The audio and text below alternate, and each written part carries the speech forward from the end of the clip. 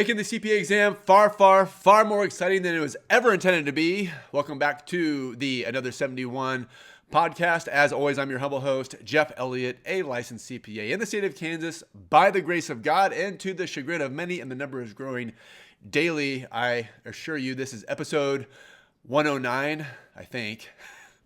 I had to go back and look. I think it's 109. Pretty sure I recorded a 110, but I never released it. Or maybe episode 108 was just so epic that we took an entire year off. I'm not even sure if I had a beard back then. Yeah, this is all attached, I assure you. So anyway, we are back. If you have questions, CPA exam questions, hopefully I have an answer. Hopefully it's a good answer. You can email me, jeff@another71.com. That is jeff@another71.com, or go to the another71.com website and click Ask Jeff and in the upper nav, and I'll answer it on the next show. Hopefully it won't take an entire year this time.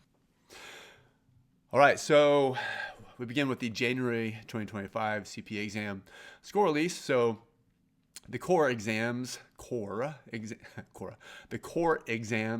FAR, auditing, and reg, those came out January 29th. And so hope everyone got excellent results. I've had several emails from people who did get excellent results. The next score release for the core exams is on February 7th. Unfortunately for you disciplined peoples, I believe your exam comes out your score release comes out in April. So good time. This kind of reminds me of back in the day. We had wave 1 and wave 2. Any wave 1 and wave 2 people out there? Remember those days? All right. So that's the CPA exam score release update. And speaking of score release, AJ writes in, I failed auditing by 1 point. Do you think appealing the score would help? I do not. I am a fellow member of Club 75. Matter of fact, I'm a 2-time member. I got back-to-back 74s on regulation and lost my FAR credit. So I was 1 point from being a CPA, and instead I was back to only 2 sections passed. I wanted to throw my laptop through the window. I wanted to blame everyone but myself, including the AICPA, because they hated me, right? But no, it was me. I needed to adjust some things, and I considered a score appeal. And when I looked into it, what I found is that you can take the exam again and get your score back in the amount of time that it would take to file a score appeal and all of that. And I've been doing this since 2008 and been doing it full time since 2010. So carry the 2. I'm coming up on 15 years. So it was April of 2010 when I said goodbye to industry and all the good times. So I've never heard of anyone having, I'm not even sure I've ever had anyone appeal their score or heard of it. I'm sure they have, but I've never had anyone email me. And I've had thousands or tens of thousands of emails, forum posts since then. I've never heard of it. So nope, score appeal is really never the answer, in my humble opinion. Just got to get back in there and, restudying for a 74, in my opinion, is the same as studying. Well, of course, that's my opinion. That's what this is all about. But my opinion is sometimes wrong. Just ask my wife.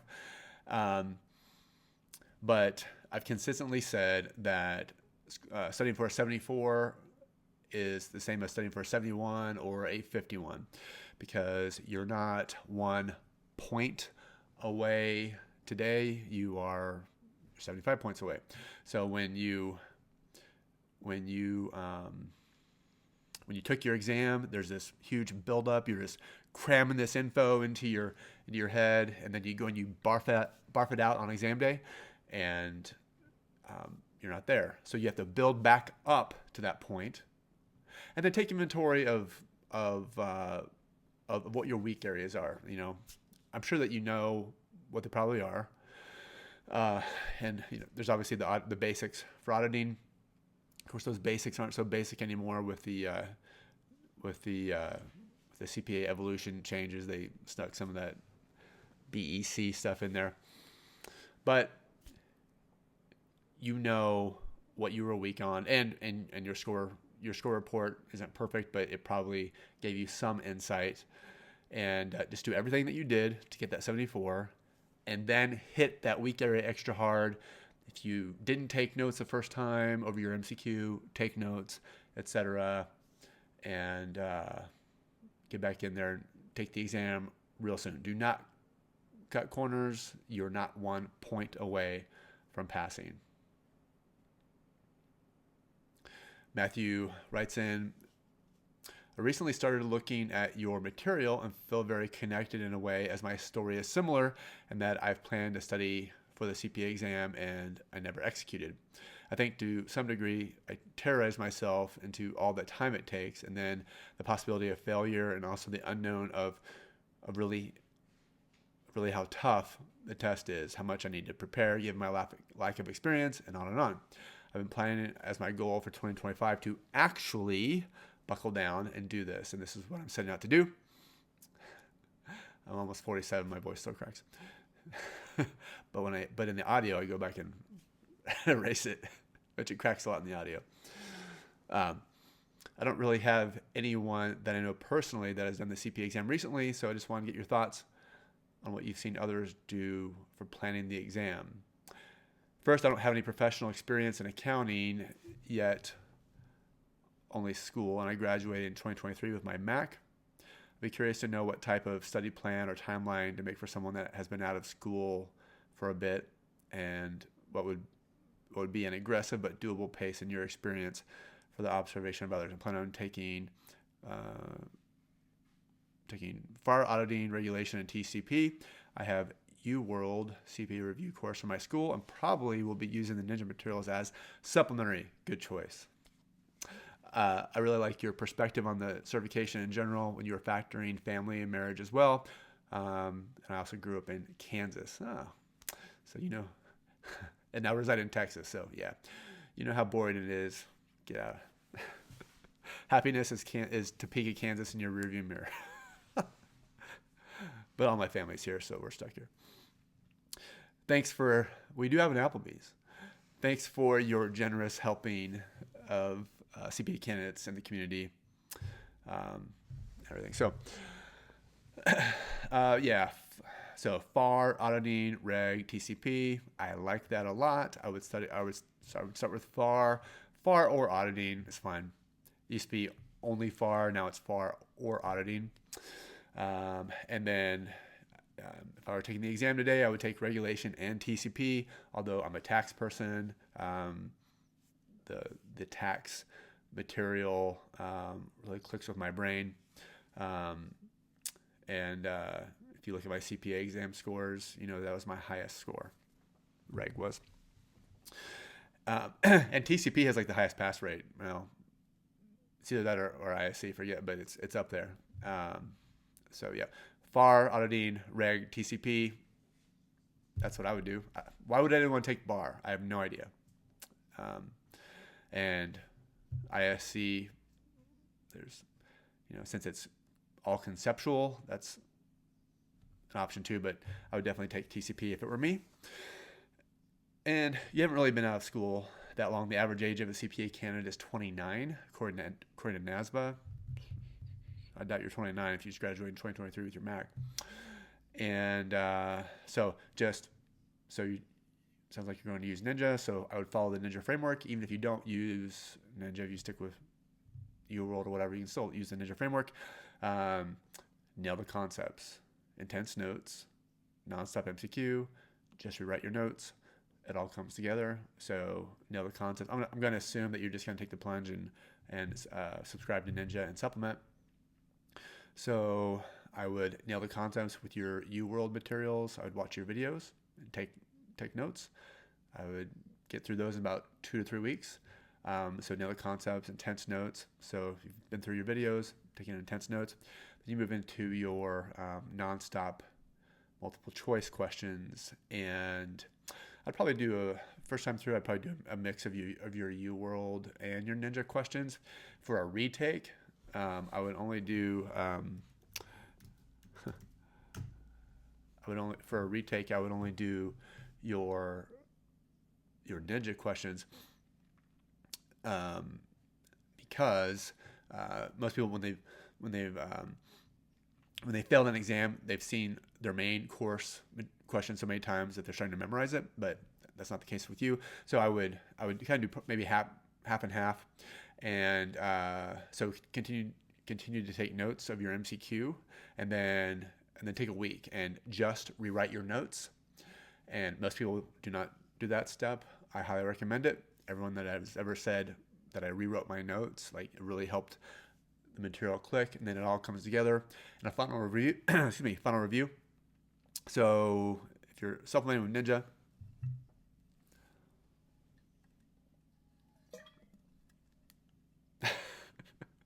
sorry, I'm thirsty. Is that allowed? I don't know. I didn't know if that's allowed.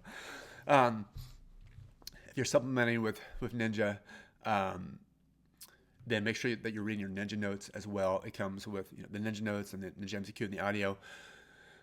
I'll come with the supplement package. So, as much as you can stand the sound of my voice, I'd be listening to the Ninja audio from day one.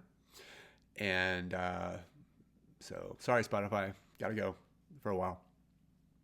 And then that's way back in the beginning.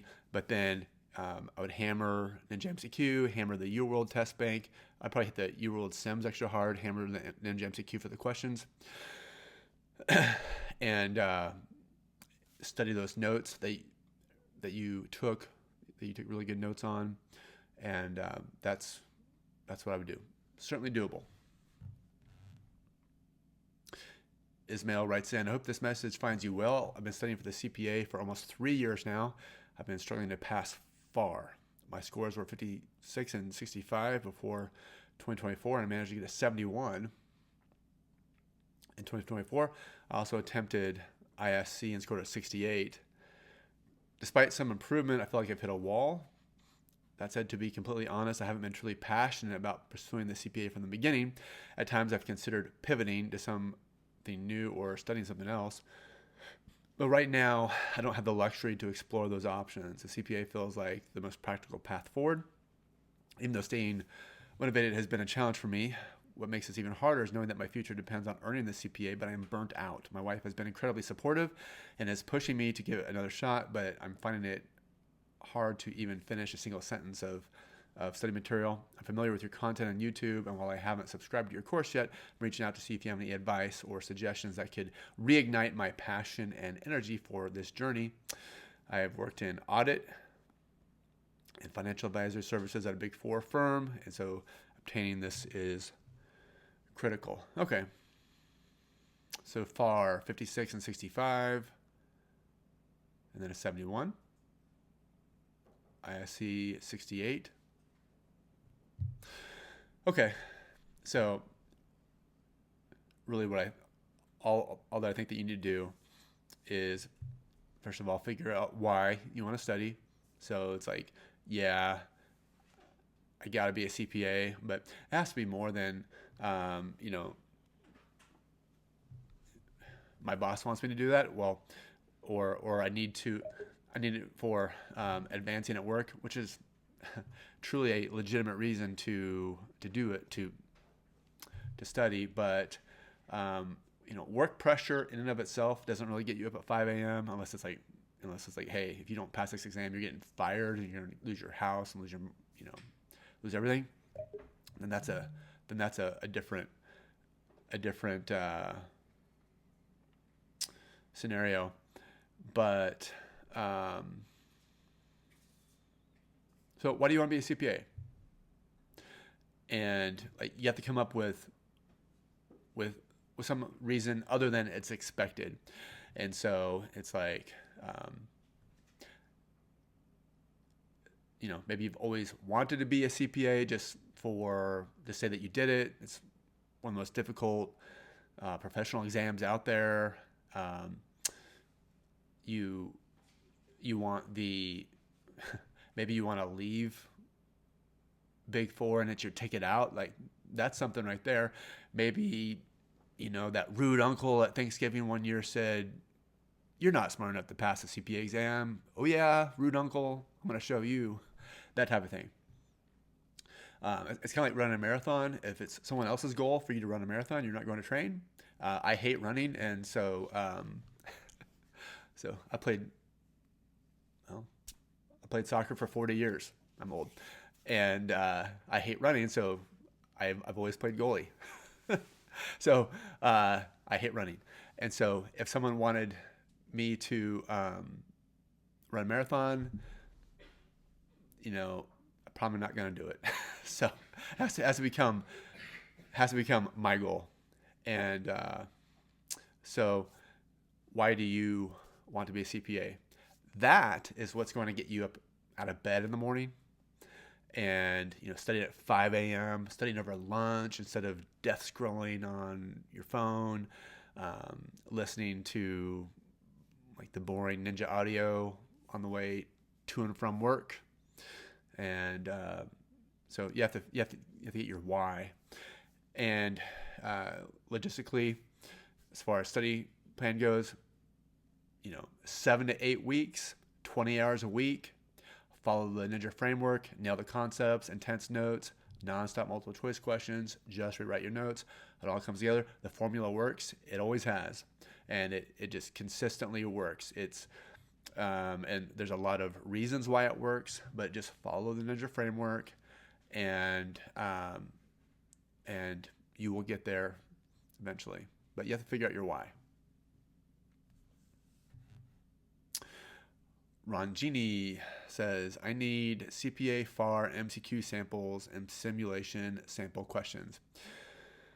Okay, got some freebies for you. Go to ninjacpareview.com/MCQ, and there's an entire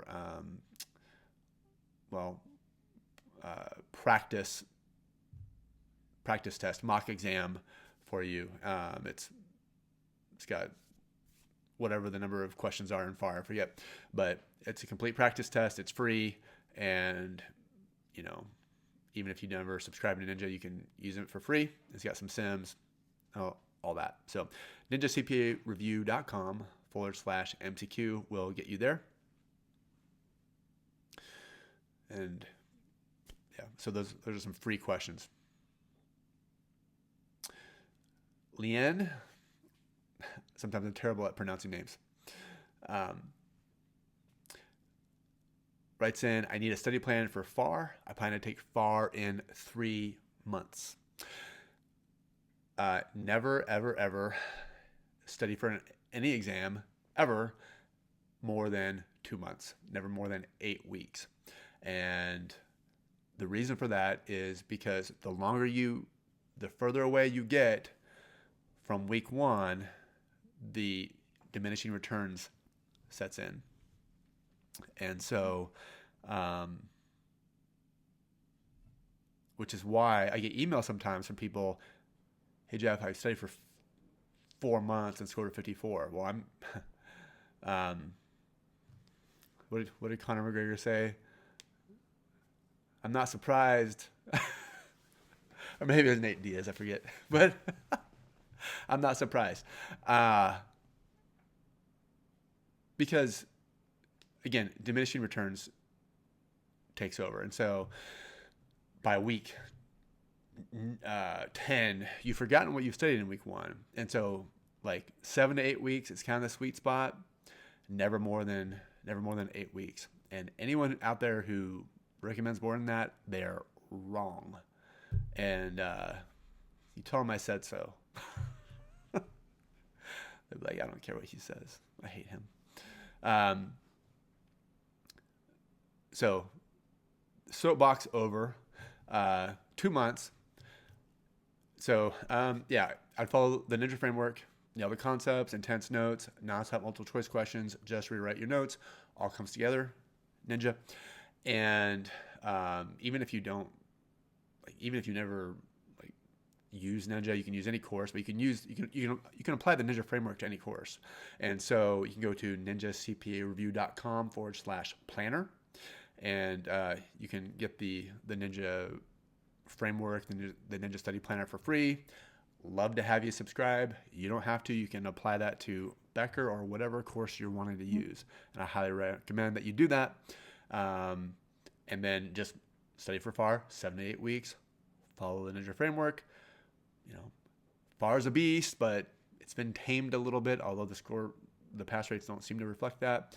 A little bit surprised by that, but because some of the more gnarly sections of FAR got pushed off into BAR, but still, FAR is still a beast. There's a drink. FAR is still a beast, and one of the downsides of having a beer like this is water gets trapped. And then I'm self-conscious that I'm just like dripping water. It's really bad when I eat spaghetti. Or Chipotle. Or ranch. And so, so FAR, 2 months, Ninja Framework, you got it. Mindy says, thank you so much. I just completed Reg this week. I'm so glad I did Reg first. Do you think I should study auditing for the next 2 months? I don't know how long I need to complete TCP, assuming I need to restart TCP based on my last score of 62. How long would you recommend to study for auditing and TCP? I'm using mainly Ninja MCQ and Sims and Becker Sims and practice exams. I'm able to do 40 hours a week. All right.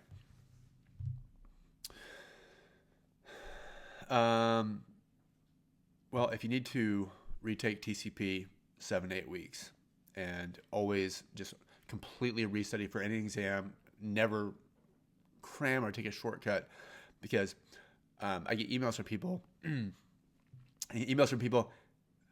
Man, I'm so frustrated. I'm about to throw in the towel. I scored a 73, and then I scored a 68. And then I'll ask them to explain how they studied, and they cut corners this time. So never a good idea. Always repeat what you did and then some. Okay? So 7 to 8 weeks for TCP, and mainly using MCQ and Sims, Ninja MCQ and Sims and Becker Sims and practice exams. Make sure you have those concepts nailed down first.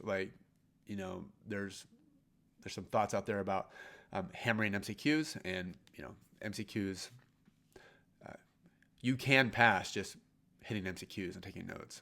Plenty of people do it. It's more of an active learning, but make sure that you know the concepts, or are at least learning the concepts, like why one option is correct, why the other 3 are incorrect, and take notes as you're hammering MCQ. 40 hours a week, lots of pluses with studying full time, but there's also some drawbacks. Make sure that you treat it like a job. I would get up, leave the house every day, and go to like a coffee shop. Treat it like a job. Leave the house. Because otherwise, when you're at home, you're like, okay, got to do the dishes, got to clean the house, blah, blah, blah, blah, blah, blah, blah. And pretty soon you're not studying. And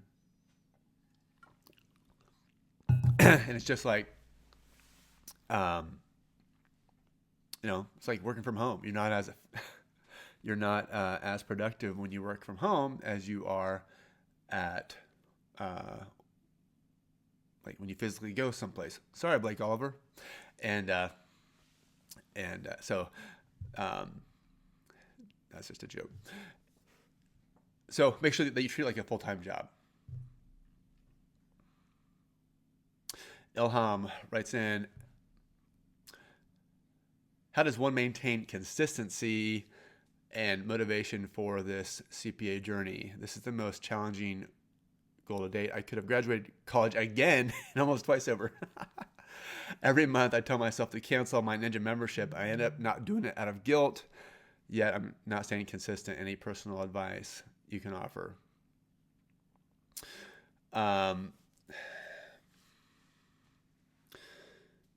Well, so how do you stay motivated, especially when it's just dragging along? Make sure that you're only studying 7 to 8 weeks. Make sure that you, like when you're studying, you're not hammering MCQ and watching Breaking Bad for the 10th time through. And make sure that you're engaging in active learning. You're taking really good notes. Make sure that you're not taking shortcuts. So if you're conceptually weak, don't just jump into MCQ. Like, go back, watch the videos.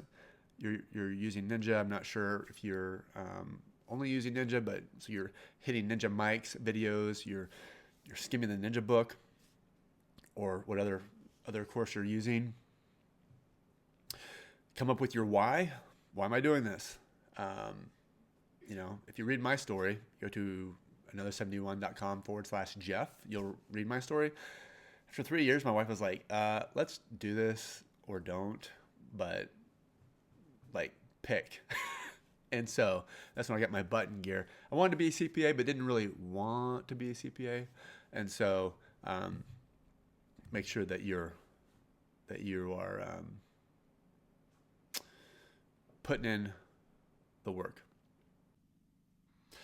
All right, well, that does it for this episode of the Another 71 podcast. If you have a question for me, shoot me an email, jeff@another71.com. That's jeff@another71.com. Or go to the website, another71.com. Click in the upper nav, Ask Jeff, and you can submit your question there as well. Until next time, be good, everyone. Take care, and I will talk to you soon.